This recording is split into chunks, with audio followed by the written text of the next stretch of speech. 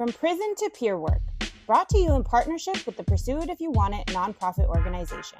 Join us as we explore these powerful narratives that not only highlight the struggles, but also celebrate the victories of individuals who have used their past as a stepping stone to build a promising future. We delve deep into the lives of individuals who have turned their experiences into powerful stories of success through the strength of resilience and peer support. Stay tuned for episodes that promise to be as enlightening as they are inspiring.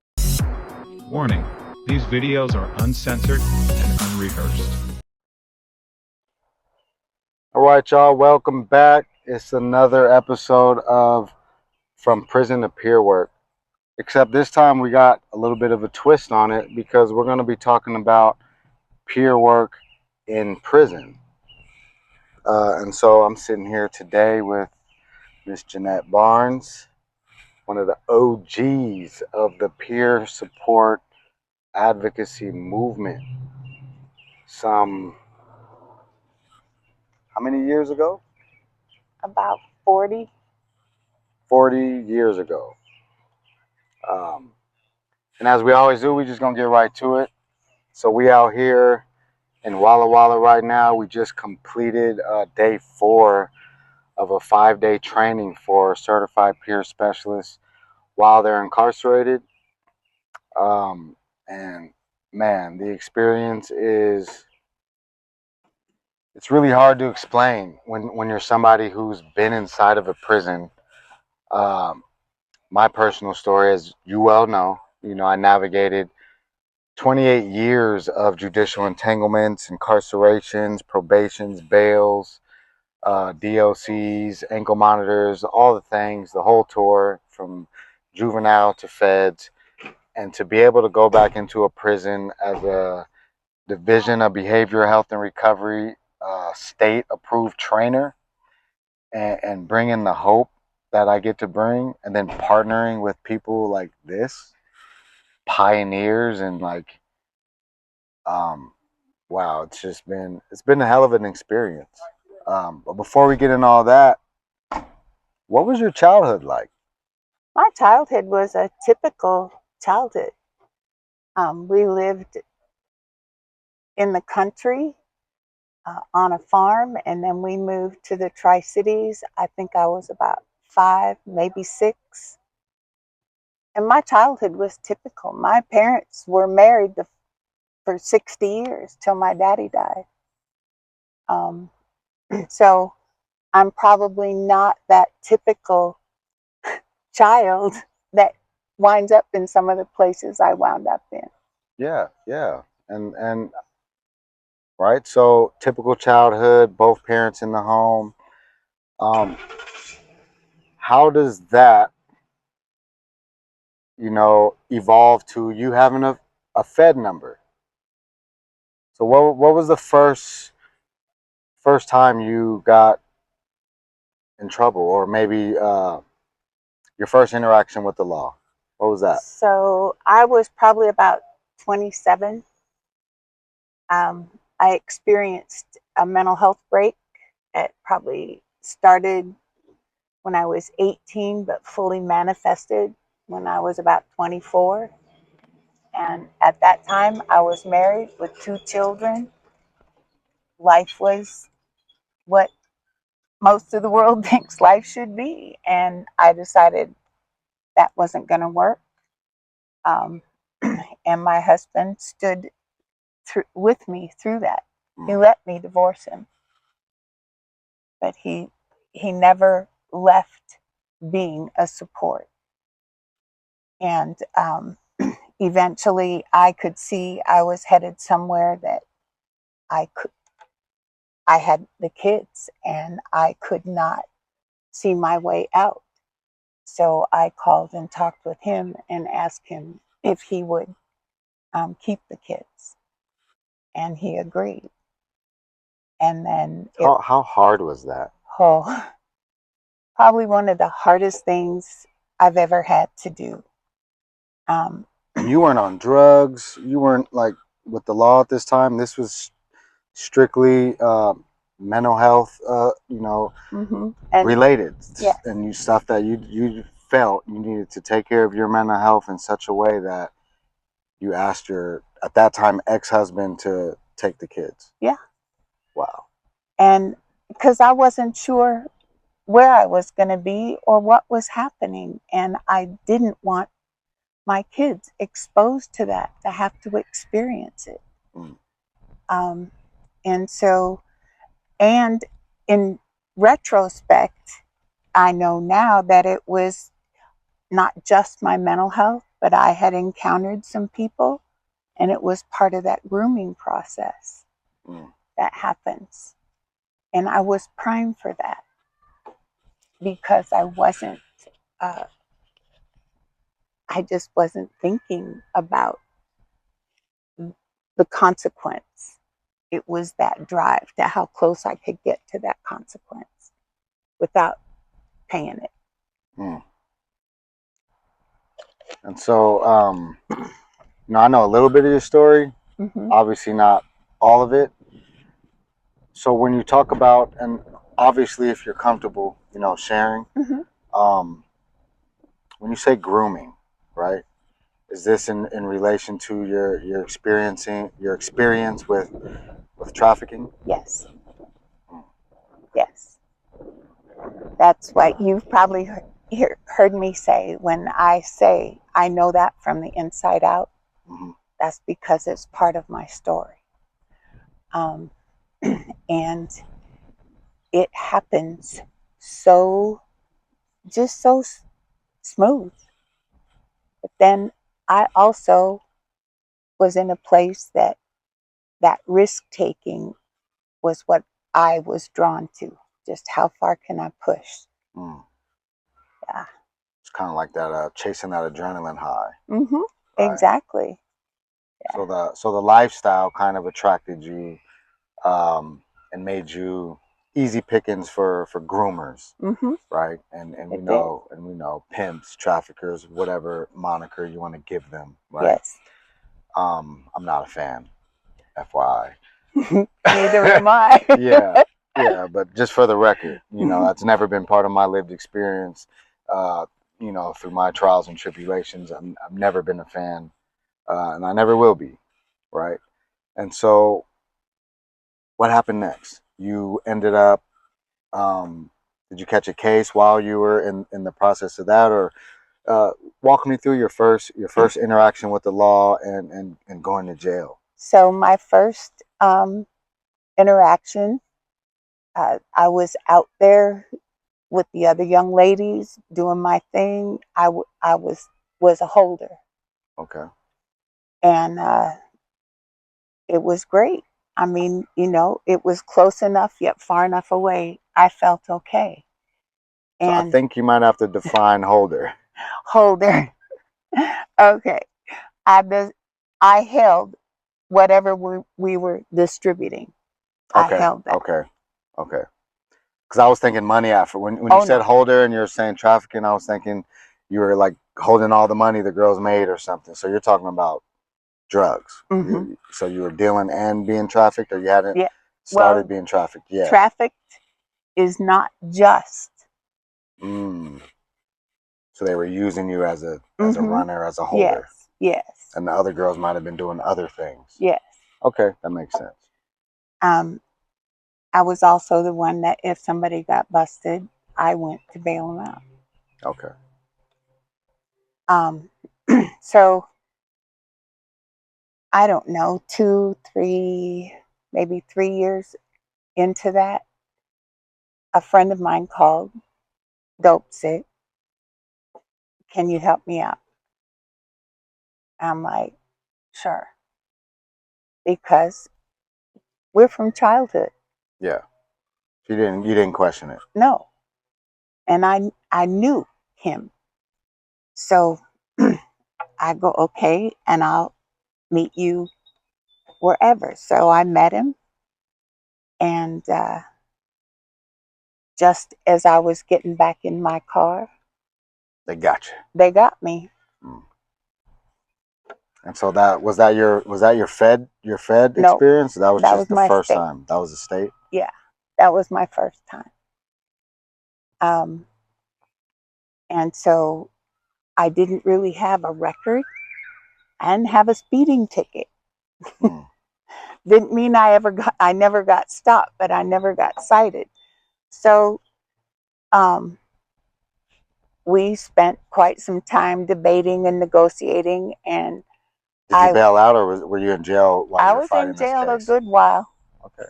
And then I got bailed out because there's always some negotiation around that. Of course. They'll tell you, oh, you go, nope, we got to negotiate something. So we went through all that, and I wound up getting 2.5 years, but 8 years on paper. Mm. And it was because it was a small amount and my first ever anything. 8 years on paper, though? Yep. Because we also negotiated what they call a deferred and dismissed. Mm. So once I completed that paper, it goes away. It goes away. Okay. What would you say your most significant impact of your first experience in jail would have been? The whole process. What stands out the most?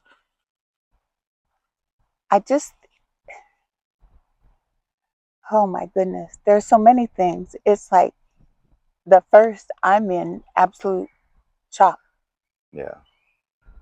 And then, I'd never been inside a jail. So there's that. And I'm like, this is what this looks like.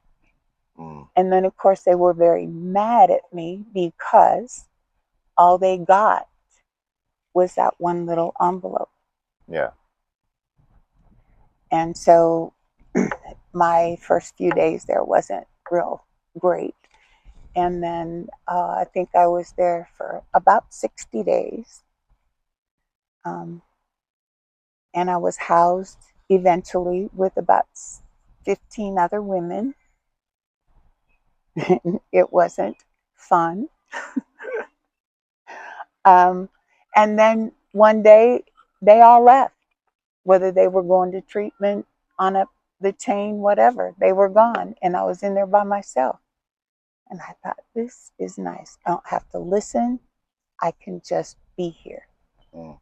Well, the staff decided that I was depressed. And so, because of all the chaos and all the things and dealing with your mental health, you get into a cell, it clears out, and you find peace. Yeah. And now they say you have mental health. Yeah. So it took a while for them to understand, no, I just want to be left alone. I don't need to communicate with you. And finally they did, but it took a while. And then I went to court. Well, I got bailed out about 60 days later. And then it took a while for them to get the hearing and the trial and all that stuff. Litigation and all and then you end up with the deferred 8 years. And so did you do the 8 years and get off? No, only did 5. And they let you off? Mm-hmm. So then you're good. So now you're back out. What's next? What happens? What's next? I'm interested in the Fed. How'd you get the Fed number? I made this quick trip to Mexico. And met a guy, and we, did our business. And on the way back, just outside of Yakima, we got stopped by the feds. Yeah. And I'm thinking, okay, why am I here at this hour of the night with these 3 guys in the car, me all by myself? And anyway, they let us go. Told them we were just coming home. And they let us go. You were driving? Yeah, I was driving. Everything in my car was in order, so they didn't bother with that. Then when we get to Yakima, they're waiting for us. And so, I guess that's in the cop world. That's probably what they call a warm handoff. yeah, here you go. Yeah, It's yeah, on I it. got them. Yep, they're on the way. Yeah, you Yeah, guys are free to go. yeah. Yeah. So I was there for quite a while again, just because of my connection. You go through all the negotiations. So not only are you dealing with the law and the legal piece of it, but it's also the people that you represent. Yeah, yeah, of course. And so to me, that was the most important. These guys, you know, They're doing their job. they're doing their job. Mine is to negotiate with them to the best of my ability. And so um, that's what I did. And then we went to trial and to court. Um, and they gave me 3 years. And I thought for sure they were going to pull up Other stuff. other stuff. Mm.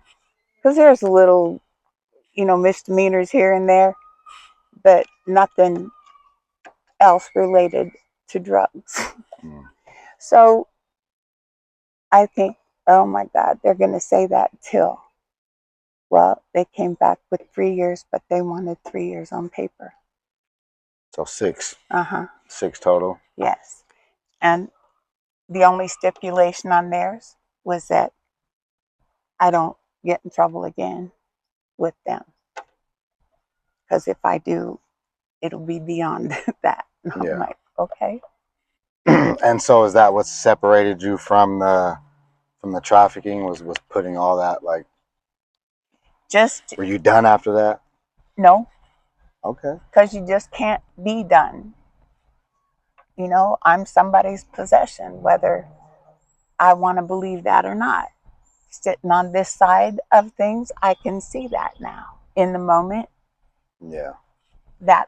was my alliance. That's who kept me housed and clothed and fed, and gave me a few bucks to send to my kids, that kind of stuff. So it's like, and if I leave there, there's that option, but I don't know what kind of shape I'd be in once I left there. Yeah. So it was just trying to figure out how I was going to let them know that I really needed some kind of help, and I needed to find something different. And I didn't know what that different was at that time. I just knew it couldn't be what I was doing. Couldn't keep going the way you were going. Mm-mm. And then my youngest son was born. I am not his biological mother, but he was with me from the day I think he was about 3 days old. His mom had her own set of challenges, and she was with us for a while, and I tried to help. And then one day the social worker came and said, you have a choice. You've been here for almost 8 months. What are you going to do? And his bio mom said, I'm going to give him to her because she wants him anyway. And I said, okay. I think that was probably the best decision I ever made.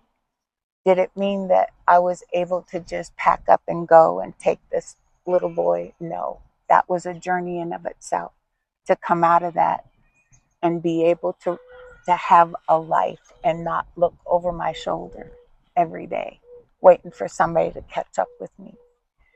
And I'd become friends with one of the, one of our, one of the commanders, and I'd become friends with his wife. And she said to me one day, are you ready to leave here? I'm like, I don't even want to answer that question. She said, now you have this little boy. What about him? And I said, I can't do to him what I didn't want to do to my own. And so she advocated for me. First time in that whole time. Somebody else. Yeah. Somebody else came through for you. Yes. And put you first. Yeah. And I thought, in that life, that's just not a common thing. Yeah. And so it took, probably another year or better before we came to a deal. And that whole deal was, if I left, there's a path, and I can take that path, and it separates me from all of what was happening. Yet if I leave this path and go on another path like I had experienced,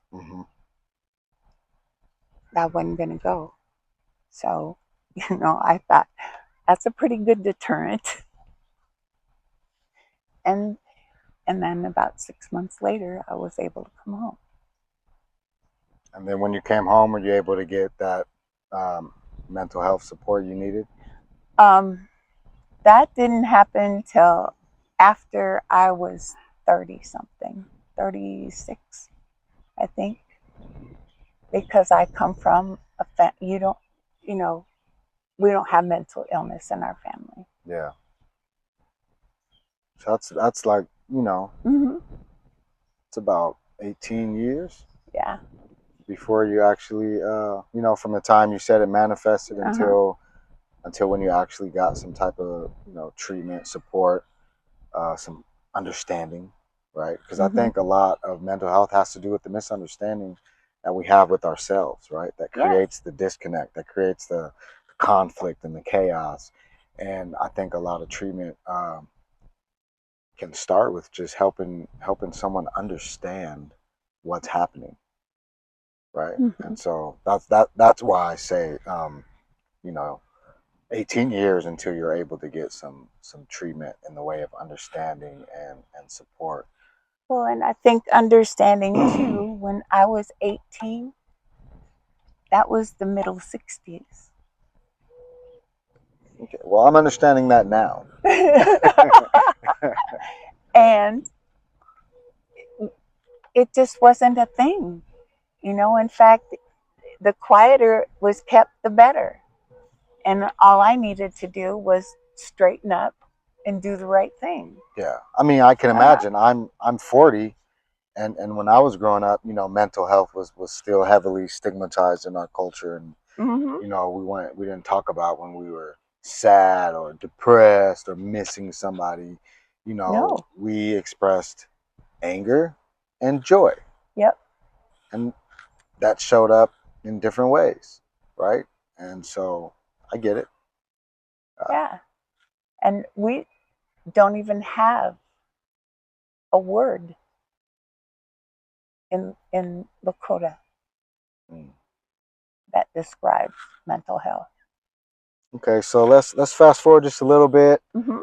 How did you get involved or help, I guess, birth some of the peer support movements in our state? So let's see. It's hot out here, and definitely want to hydrate. Seems like you got a story to tell. So my baby son was 4, and we were living in Yakima, and I was making trips with him to Children's in Seattle. And it was like 2 times a week, sometimes 2 times in this week, and then you had to stay till Monday in the next week. Yeah. And it just got to be too much. And I thought, there's really nothing holding us where we were. So we moved. And it was just getting reacquainted with who I am as a human being without all that external, just, how you drive by something that maybe that's where you met somebody for big business or whatever. Yeah. And you drive by it and it's like, and then you keep going because I'm glad I'm on this path. Well, I didn't have to face any of that unless I chose to. It's one of the cycles in my Mhm. book. So you shifted to create that environmental freedom for yourself. Yeah. Change your scenery. So now you don't have these triggers or trauma reminders associated with landmarks in your city. Yeah. So is that what I'm? Yeah. Yes. And it was probably, 20 some years before I ever returned to my home that I left. And then I only went to my parents' house. I didn't go anywhere by myself. And places where I felt like we might run into somebody I know, I didn't go. Well, I stayed in the car because I just did not want to even see that, because I was still working on how do I stay here on this path.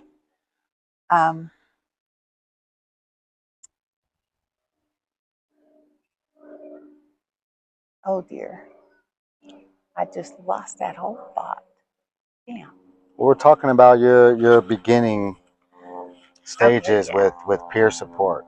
So we moved to Seattle. I stayed with my folks for a little while because they had moved there since. And then my baby son and I found an apartment. I went to work and had a really good job because my education is in business and commercial law. I was going to be somebody's CPA, like Boeing's or some of those big guys. And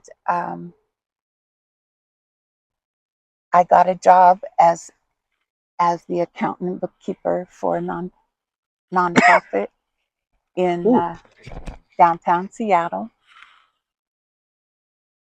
And they didn't care.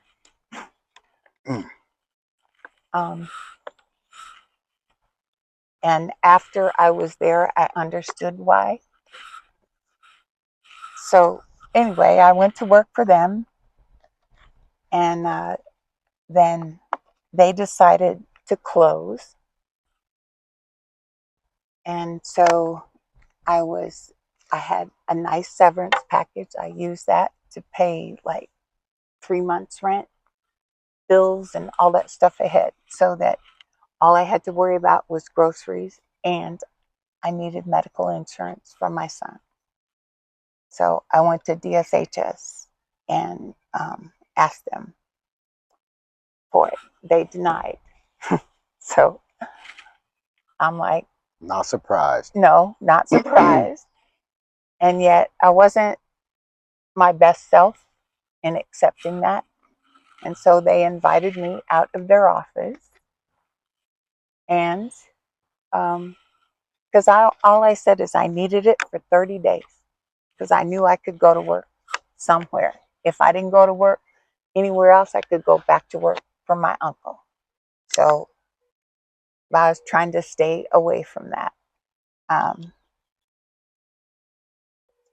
So we went through all of that stuff, and I had a job in 30 days, and my son had insurance without DSHS. Nice. So my attitude around that was like, only go there if you dare. Yet I will say today, it's a bit different than it was back then, because this was 1984. 84, I think. Yeah. So we got through that, and then Jason started having challenges in school.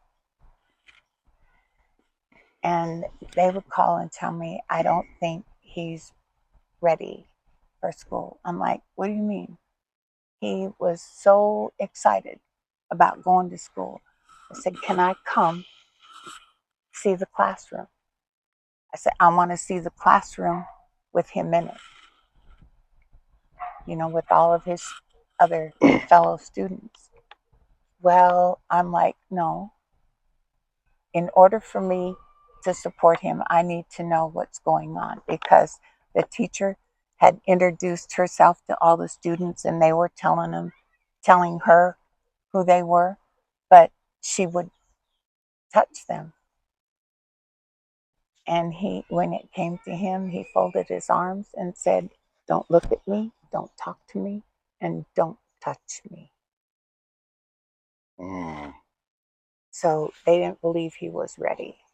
Well, after I got to see the classroom, he's the only little brown boy in the whole school, let alone in his classroom. And there's not even teachers that look like him.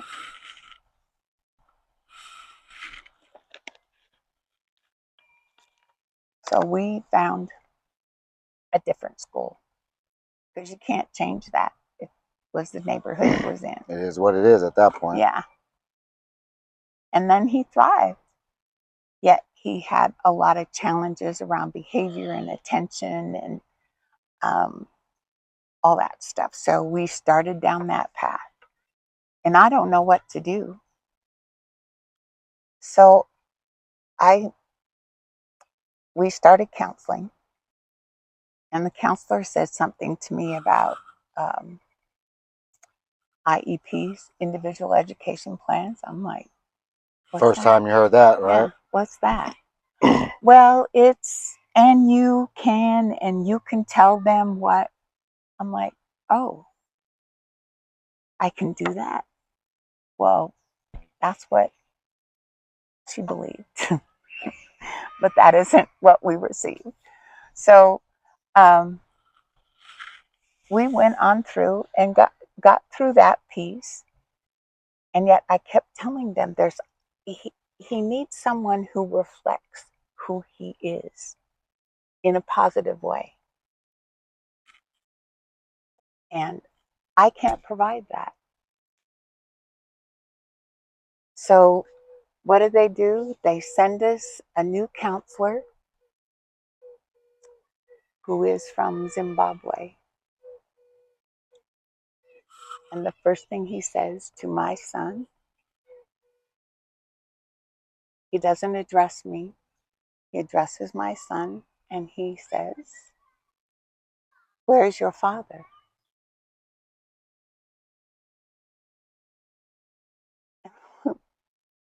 Where is your father?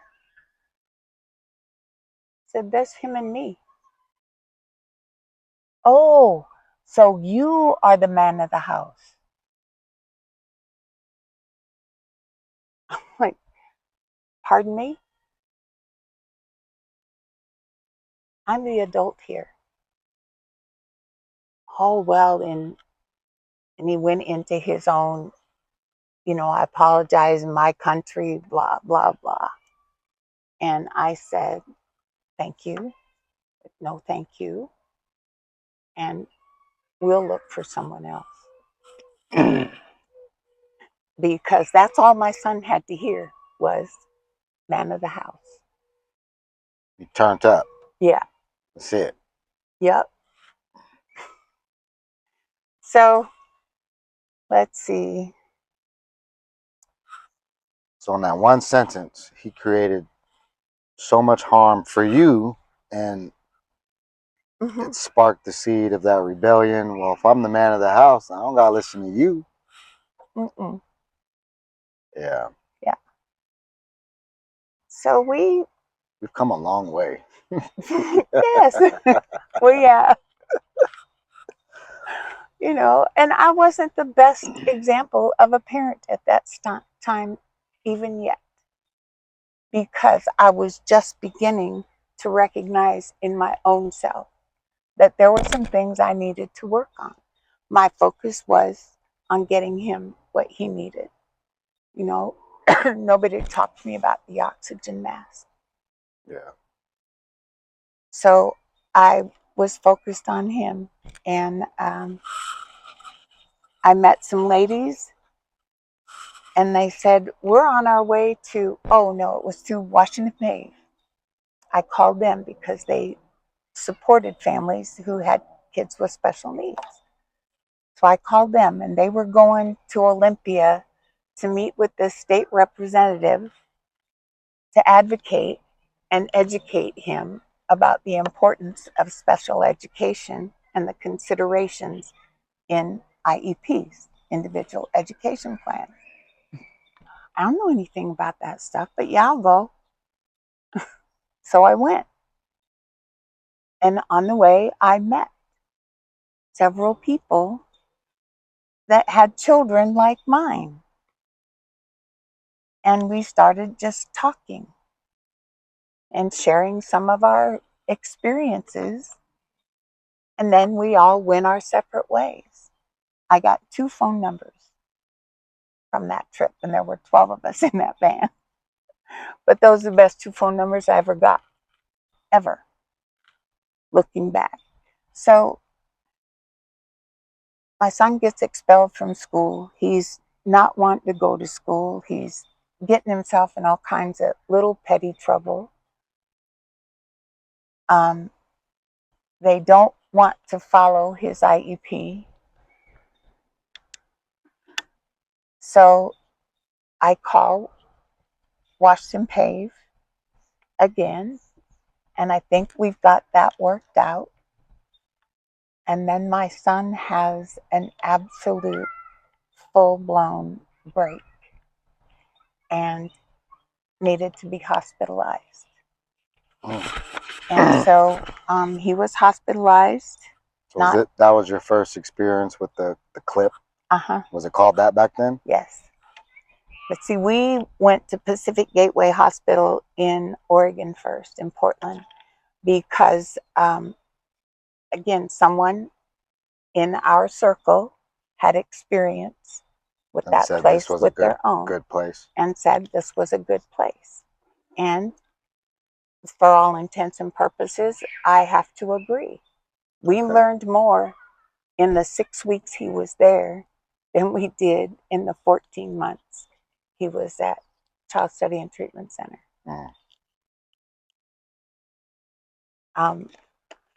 You know, they learned about us, some of it the hard way. Yet they honored who we were, and they honored how we understood one another. You know, so they worked with that and left us with, you know, with good things. We felt like we were getting ahead and maybe understanding more. All this time, I'm thinking, nope, I'm not going to tell him anything about me. Just right now, him. Yeah. Well, then, after his stay at the hospital in Vancouver, in Portland, he went to Child Study and Treatment Center. And at that time, I was working at Fred Meyer as a front-end operations person. And he got in very big trouble. He'd had a couple incidents when he was, you know, like 13 or 14. And then we did pretty good till he hit 15 and 16. And he got connected to gang. And he was primed for them. Yeah. So they had an initiation celebration, I think is how he termed it. I don't remember because at that time I was his parent and he was in trouble and he hurt somebody. Yeah. That's where my head was. And so there were 5 of them that robbed a 7-Eleven, and 2 of them jumped over the counter with a baseball bat and attacked the cashier. So that started our incarceration journey with him. And I thought, now what? I don't know what to do because I thought we were doing everything we could do. And so he went to Maple Lane School for Boys for 129 weeks. His full bit. I tried to introduce them to some of the things we had learned because by that time I had learned wraparound and thought this makes sense. But I say but because I went to a parent partner training, and that's what the training was, and it made so much sense to me, and they just gave me a book and said, here you go, Jeanette, you can do it. I went back home thinking I got this because I know what I had in my head. What I didn't know is how to communicate what I had learned to someone else. Yeah, yeah. And here we are. Yes. State trainers, and your name lives in the family parenting, certified peer counselor manual, as one of the contributors. And we fast forward all the way to right now. I'm a newly entered trainer into the space, and we're inside Walla Walla training certified peer counselors that are residents, yes. right? Well, and I was a prison wife there, 4 times. Same husband, just 4 trips. Yeah, yeah. And so that's why I was telling you. The last time I was there was so long ago, it was weird. Yeah. It doesn't even look the same. Yeah. It looks the same from when I was there last. Well, that's been a little. It's been over, let's see, I haven't been to Walla Walla since, it's been about 19, almost 20 years since I was living there. But, well, I don't know if it's irony. Coincidentally, the unit we're training in, even though it's now a camp and no longer Concrete Mama, it's the unit I landed in. So my first time going there and doing the training, oh my gosh, I was on my breezeway from when I was fresh 18. That was where I lived for the first 4 years of a 10-year sentence. So yeah, it was affirming in a way that it validated that I'm good, that I don't hold nothing from back there. I don't hold no animosity towards DOC. I don't hold any like real heavy trauma from being there, because I was able to walk in there, do the training, and walk out and not feel like I was suffocating the whole time while I was in there, which I've heard other trainers that have had that experience. The only thing I did when they was left, fall in line. Yeah, when they left feeling like relieved, like they were holding their breath the whole time, but spiritually. Yeah. Right? I think for me it's about being in alignment with my assignment, right? Knowing that my whole journey prepped me for going in there and doing what I'm doing now. And so yeah, I'm really honored to be able to do it with you this week, for sure. I know we've talked about this twice in different times, sitting down and having a conversation, but I didn't want to do it the same way I was doing the other ones. I'm just going to interview you, you're going to answer questions. I was like, nah, OG, we need to just have a conversation. Well, yes, I like that better. Yeah. And I always like when I learn what you want to know, because I might think, oh, I should share this. And that isn't what you want to know. I want to know, even in this, what do you want to know? Because we are in this work together. Absolutely. And our relationship is growing and changing. And so I'm always open to, if you have a question, please ask it. And it's just like any time in a training. On the outside, I have a little more freedom about answering those questions. Yeah, yeah. And so I don't say that inside. That's why they can catch up with me, however, when they get out, because I think that's important too, that there's that connection to this work once they hit the streets. Okay. So for me, this episode is about engagement being the outcome, right? I preach that a lot. So I don't have any questions. I didn't write any. I didn't chat GPT any. But as you're talking, I'm thinking, you know what? Let's talk to the trainers for just a second, right? Especially those trainers out there that are interested in coming in and doing a training in a prison. What would you say to them? Like, if you had just a snippet of advice, and maybe it's an elevator speech worth of advice to say, hey, you're about to go train in the prison. Remember this. So I think, and it might seem a little humorous, but I I think, sometimes people get nervous about about revisiting some of those places that maybe they've been, or places like where they've been.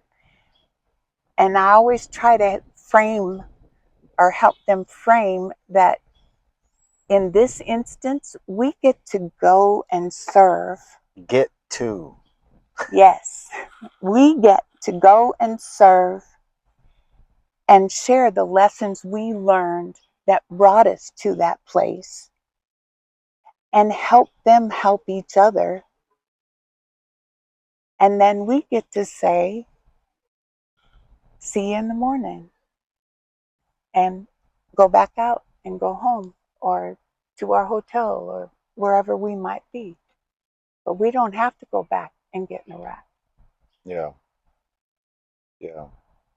And I can bring what I want to bring for lunch.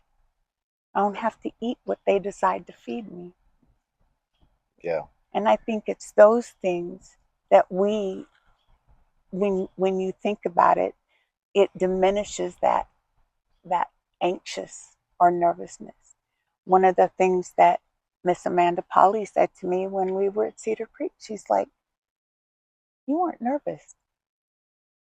Most people get nervous their first time. And I'm like, no, this is part of my purpose.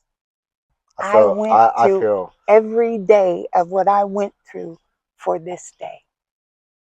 I have a shirt that says, perhaps you were prepared for a moment like this. I need that shirt. I really believe heavily in everything you just said, especially the fact that, I had that same experience. I wasn't nervous. I wasn't feeling anxiety. I wasn't future tripping or head tripping. I was honored. Yes, and I'm still honored that I get to keep doing it, because I was in there as a mentor in programs and facilitating groups. And I was in there saying, when I get out, I'm going to come back and do this, because we need more of us training the materials and bringing in that lived experience piece, because from that inside looking in, and being able to look out at the people, I remember they would bring in I can't think of a single time where a facilitator or a trainer of a program came in and had been there before, and had, been known by some of the residents because they were there long enough to remember when he was there. right? I never experienced that when I was inside. And I thought, how much more impactful would this same journal that we're working out of have been if it was being presented by somebody like that? Mm-hmm. And, you know, one of my mentors had said to me when I was like, and I could say complaining, like, Thurston County doesn't get all the funds and all this stuff, and we don't have all the things. And she was like, B, if you lack a resource, become it. Exactly. When you're talking about support and guidance and using your lived experience, she was like, you are a resource. Become it. And I've ran with that ever since I heard those words. Because I'm like, it was almost like, duh. Yes. I'm thirsty. Cut on the water faucet that's hooked to your house. Right there. It's right there. And it's cold. Yeah, and it's like, you want all these, you want the youth to get these things, you want the people to get this support, give it to them. And that's what I've been doing. Right. That's what I've been trying to do. So, And yeah. yeah, this job is an honor. It is an honor. 100%. I was raised by a daddy that no matter what you were connected to or belonged to, however it might be, you aren't an armchair quarterback. If you're not willing to give something to where you're at, then don't be there. And if you were part of a union, don't be a card carrier. If you see a problem, help somebody address it, but also bring them a solution. So, and those are words I heard for a very long time before I ever started in this kind of work. But it made sense. And so when I stepped into this, when we weren't getting our needs met in school, and then for Jason at CSTC, they called me up. We had a plan. He wasn't coming home till we had a plan and reconnection to the community, and I knew how to support him. But they called me on, I don't know, we'll just say the 1st of August to tell me he was going to be released the 9th. And I said, no, he's not. Because we haven't even made any transition. Oh, yes. And if you don't, then it's, abandonment and all that wonderful stuff. So I'm panicked. I called one of those ladies, those 2 phone numbers. Remember I told you? Yeah. I called Best 2 numbers you ever got. Yep. Ever. I called ever. Because I wouldn't be here today. So I called one of them. They said, you need to call. She worked in the mental health division. You need to call and talk with her. I don't know who that is. She said, you just tell her I gave you her number and what the deal is. So I don't know who she is till after I start talking with her, and I realize that she's one of the people we talked to and was with us when we went to see the representative. One of the other 12. Yeah. So now you got a 3rd number from that trip from one of the first 2 numbers. And she works in the mental health division. Of course she does. So she said, I can't, but I know someone who will go with you and support you at CSTC. And she gave me this lady's number. And anybody who's been involved in this work for, since 96 till a few years ago, her name is Marge Critchlow.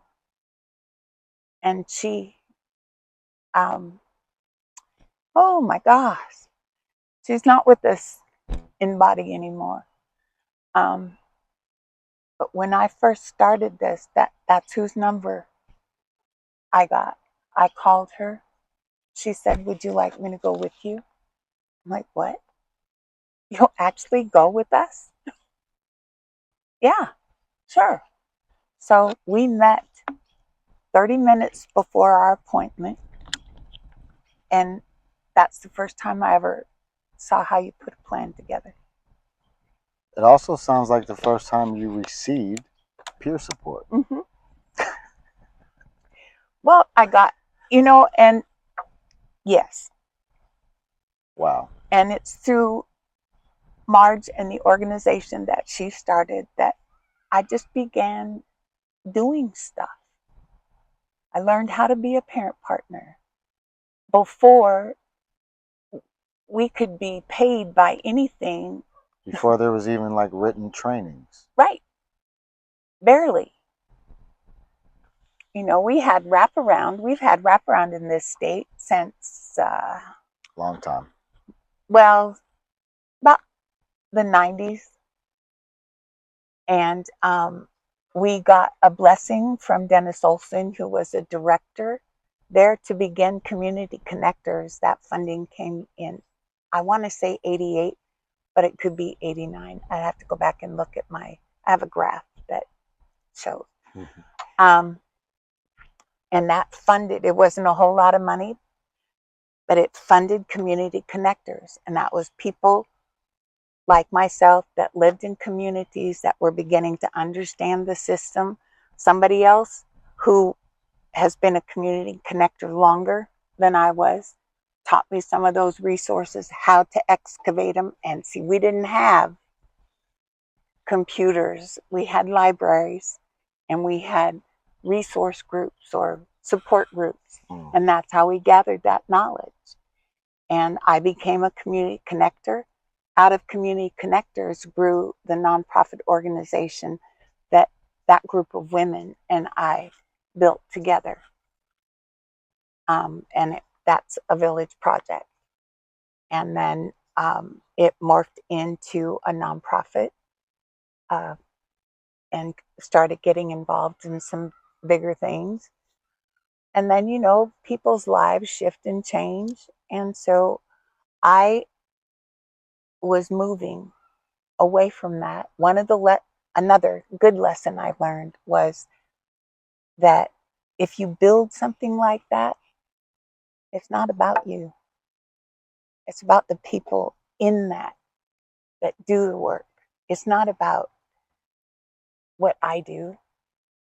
King County learned that from me because they wanted me to influence the two facilitators of that organization to agree to something. And I said, no, they're the decision makers.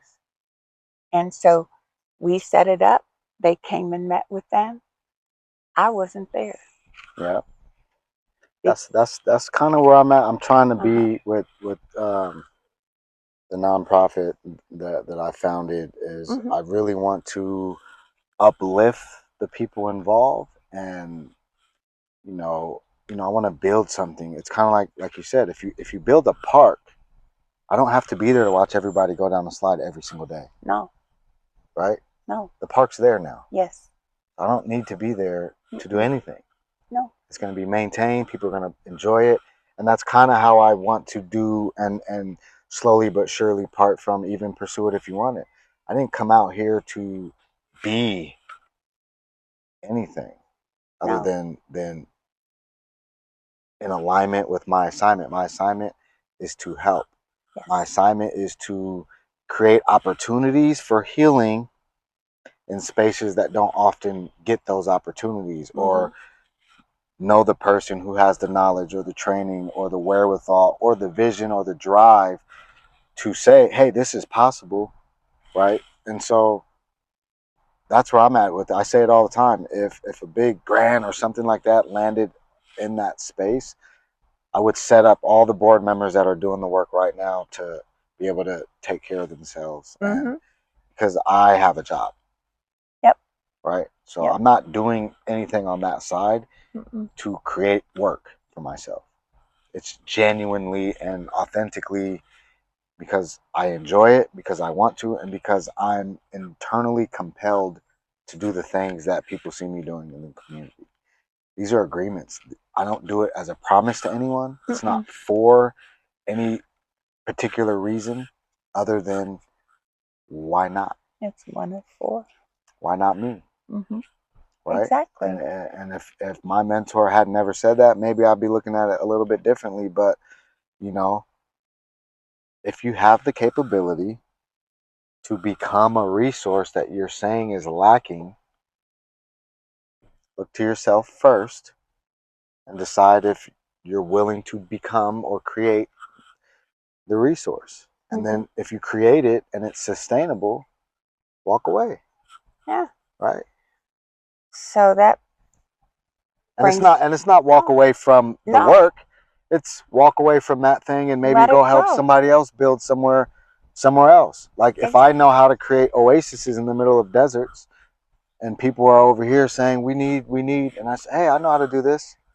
Are you willing to learn so that they can do it for themselves? And I go to the next, or whatever that, I don't need to stick around and have a statue up or any of that. It's not necessary. Just send me home to my creator. Yeah. I want to be able to enjoy my life, my family, my kids. And that's why I fell completely back. When I first got out, I shifted. I came out thinking, oh yeah, if I start a nonprofit, I'm gonna be the CEO, I'm gonna hire people and do all these things. And then I had this shift right around the end of the last year. And I came into 2025 like, you know what? That's actually not what I want. Right?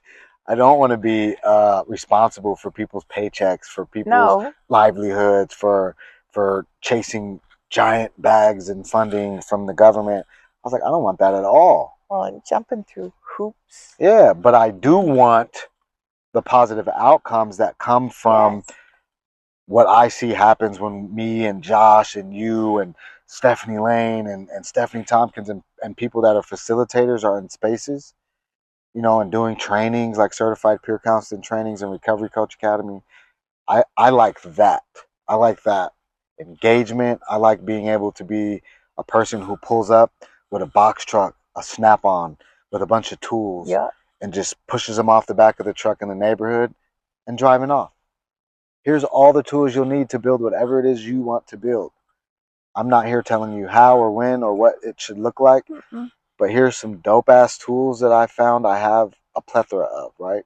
Because the tools I have, I'm a resource of those tools.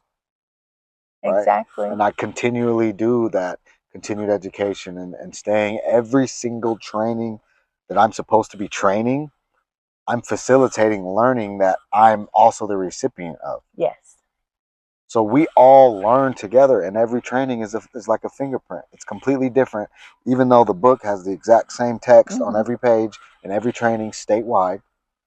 Every training I've ever been a part of has been different, whether I was being trained as a student or I was facilitating. They've all been different, and they've all taught me something new every single time. And inside of Walla Walla, it's no different, if not even more intense. It is. These are some of the most engaged, talented, inquisitive, curious minds, and they're hungry for something different. Yes. And I'm of the mind where you fan that. You don't pour water on it. You don't tell them, oh, you can't do that. You can't get a job doing that. That's not real. That's what I was told coming out all the time. That I would share my plan with people or tell people this is like what I envisioned me doing, and they would be like, oh, good luck. But it would never be like, good luck. Like, it was that condescending, like, yeah, okay. You keep tell thinking. Me how that works. Yeah, tell me how that works out, and then call me when you need me to help you go back to prison because I'll front you whatever you want. Illegal. Yeah. I'm like, no. You'll see. Yeah. Right? And there's people still right now that believe I'm in the game in some shape or form or fashion. And I'm not. I know you want that to be the case. But so I think it's not. That reminds me of a line in a song that says, you can't outlive where you're from. And we are from there, whether it's truly a piece of who and how we are, because it's part of what created us and taught us and brought us to the values and the beliefs that we have today. And I believe in my own, it's what drives me to share as much as I can share about the lessons I've learned. Like the way we started. I started again learning this stuff. They invited me to a children's subcommittee meeting. I have no idea why I'm going, but somebody said go and they'll pay you to be there. Well, that's when I learned about tokenism. Mm. I didn't need to know. And it took me 2.5 years to figure out why I was there. And they didn't help me. Mm-hmm. But it was to bring that voice of my lived experience as a parent with my son. And so that taught me a lot about how you can say what you need to. Yeah. It took me back to my granny who raised us to say what you mean what you say, don't Oh say it yeah. mean. I remember somebody, and it's that. I mean, this conversation has come up quite a few times, but most recently, someone said, "Don't. Do you ever feel tokenized?" I was like, I can't be a token because I'm not duplicated. So I'm like, who am I representing but myself? I'm representing every different kind of race because reentry is everybody. Yep. Anybody that's ever been trapped, incarcerated in a relationship for long periods of time that they shouldn't have been in and took a long time to get out of, whether they go overseas for 5 or 6 years and come back, right? That's reentry. Yes. That's who I represent. If you go to a psychiatric hospital and come out, right? If you really are in a job for 10 or 15 years and something happens and you lose your job, you're re-entering the work field and you might be entering in a space that you haven't been in a very, very long time, and now you need help navigating that. You bet. Right? So re-entry, just like recovery, the stigma behind when you say recovery to the average Joe, they think you're on drugs, you're recovering. But you can recover from injuries, you can recover from trauma, you can recover from lifestyles. Anything that creates a crisis creates a traumatic response to that crisis, creates a need to recover. Yes. That's why we'll say to folks, you don't have to have the same lived experience as someone, because it might give us a different or a deeper understanding, yet we all know what it feels like to feel helpless, hopeless, scared, angry, sad, overwhelmed, betrayed, And if I can't connect with you anywhere else, I know I can connect with you there. And I don't have to say, I felt this way too, assuming, but I feel your feeling. Yeah, I know what it feels like. I experience emotions the same as you. Yeah. Maybe not respond to them the same way as you, but I know them. I have a relationship with emotions, with those feelings that you're talking about. And we can feel incarcerated and have never been to jail or prison. No. Right? And those feelings I relate with heavily, right? I have a lot of relation with those feelings and that understanding that just because I come from this particular background doesn't mean I cannot be of service to someone who isn't of that background. Some of the most compassionate, heartfelt, dedicated, driven people that are in alignment with their assignments have so much trauma from different experiences in their life because that peace was earned through violence. That peace was earned through trauma, trials, and tribulation. It might have been abuse. It might have been substance use. It might have been gambling, right? Whatever it was. It could have been the simple fact of growing up with a murdered parent, growing up with an incarcerated parent. Even if you never experienced incarceration, it still touched you. It still affected the way that you navigated your life. You bet. And that's why I believe, heavily that reentry is also about pre-entry. It's when the kid's parent goes, who comes in to stop the kid from going instead of waiting over here at the finish line for the dad to get out, and then maybe the kid to go in, and then 20 years later gets out, and oh, this is reentry way over here. But let's start.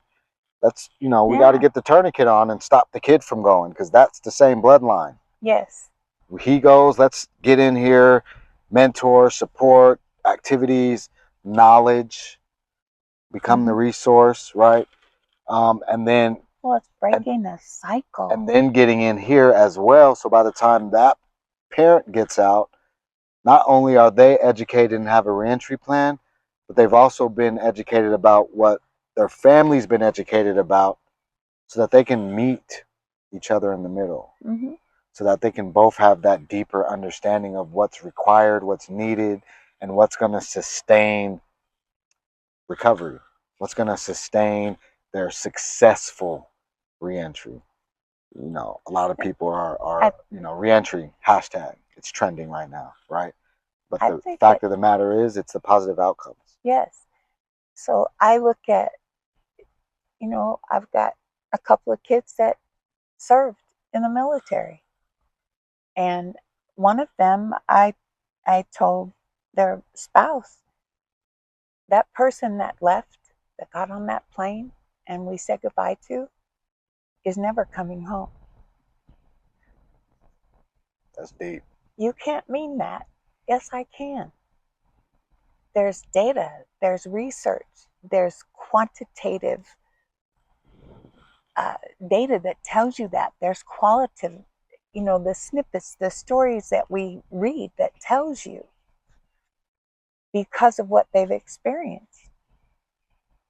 And if it changes just leaving, just for example, you live in a small town like Yakima, and your dad's in the military and he takes you to Germany, right? Your whole worldview has now grown exponentially. You know how much culture you're going to be exposed to just in going from base to base to base, even if you're not the one going to actual war. Yep. And watching people die and having close relationships with people and trying to bring them back, or they come back not whole, like physically, lost a leg, lost an arm, whatever the case, amputated. Of course, like, it stands to reason that the innocent, unblooded person, like, it's impossible for that person to come back home. No. Because a blooded person versus a non-person who has experienced death firsthand, it changes people. And like you said, there's data. This isn't just us saying we think, right? No. It's factual. It's psychological. It's scientific. It's true. And I think you putting it that way, when I said that's deep, it's because I knew it was true when you said it, but I've never heard anybody say it. Right? The person that you're saying bye to is not the person that's coming home. No. I mean, I think about even the astronauts. They're gone and they're separated from their family for months. Yes, they are together. But there's also not the re-entry of that, what do you call it, rocket or whatever they go up to space in. But that whole experience, I think about when it You talk about worldview. Comes out of the water. My first thought is, are you going to fall back? Or are you really going to get where we're supposed to go? And then will we get there all in one piece? And then when it's time to come home, you have that same if, because that's a huge unknown as far as I'm concerned. And that can create trauma. Oh, absolutely. And so when they come back, their experience in that has, you bet, changed their worldview. My worldview changes as I walk every day, because I'm able to see more and reflect more and understand more. Because I feel like the more I understand, the better equipped I am to support someone else to understand. Exactly. And exactly. And then to look at, there was some stuff that, no, it wasn't great. And would I do a repeat? Not with what I know now, but do I regret that I had that experience? I don't. Yeah. Because there are many other people who are headed in that place who don't want to go there. And maybe, just maybe, one piece of my own story and experience will be what they need to hear to take that step. Yeah. Maybe someone will say to them, I get that you're angry. What are you going to do with all that anger? Because again, if somebody hadn't asked me that question, I probably would eventually got there. But that really stopped me to think about, yeah, what am I going to do with this? No, absolutely. This has been a great conversation and reminder of, when I realized that accepting accountability happened simultaneously at all, like in all space-time continuum, right? Because when you truly accept accountability for your life, I realized, or I found, that it happened retroactively. I had to accept accountability for what led up to it. Yep. And I'm also accepting accountability for what's gonna happen. Yes. So accountability is, it breaks the time barrier and the continuum, right? It exists in all time, everywhere. And when you come to peace with that, at least when I did, it allowed me to live in the space that I live in now. It allowed me to do what I do now. It allows me to not get angry or offended. And not that I don't get angry, but I don't act on my anger. I don't, like, somebody can say something, and if it's disrespectful, if I internalize it or whatever, if it's offensive, right? I don't turn that person into an enemy like I would have, right? Fuck that person. I don't do that anymore. Let me show you. I actually start to get curious. I use my own tools, right? That authentic curiosity. I cut on the AC, and I really think, like, what's in it? Like, I start trying to figure out the person rather than put any of the blame on me. I'm accountable for how I respond and how I show up. If I match energy, I'm a puppet. But if I feel negative energy and I know it's negative, if I take a moment and look at it and analyze it and try to figure out its source, then I don't feel attached to the energy itself. Because I'm looking over here like, why would they say that? Why would they think that? Like, what happened with them? I don't internalize insults anymore. It's a freedom. The first question that comes to my brain when someone does that, whether it's in my direction or somebody else's, is what would cause someone to behave that way? Something happened. What happened? And I cannot say that that's the first question I ever had before. No. But it's learning.